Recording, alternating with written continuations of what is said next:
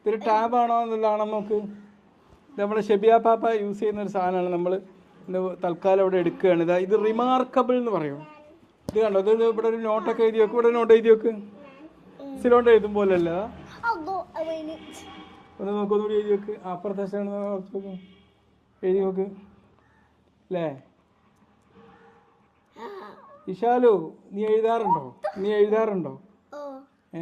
നമ്മൾ എഴുതിയും വായിക്കുകയൊക്കെ വേണം. നീ ഒരു കവിത എഴുത്. ഇഷാലിന് എഴുതി. അപ്പൊ നിങ്ങൾക്ക് പുതിയ രീതിയിലുള്ള പഠന മെത്തേഡുകളാണ് ഇപ്പൊ പുതുതായിട്ട് അല്ലേ. ഇന്ന് വായിക്കാനും എഴുതാനും ഒക്കെ മടിക്കുന്ന തലമുറക്ക് ടെക്നോളജിക്കലായിട്ട് വായിക്കാനും എഴുതാനുമുള്ള സംവിധാനമാണ് ഇവിടെ ആവിഷ്കരിക്കുന്നത്. ഇഷാലു എഴുതുന്നു. ഇഷാലു എഴുതൂ. അവിടെ നമുക്ക് എന്തും എഴുതാന്നുള്ളത് നമുക്ക്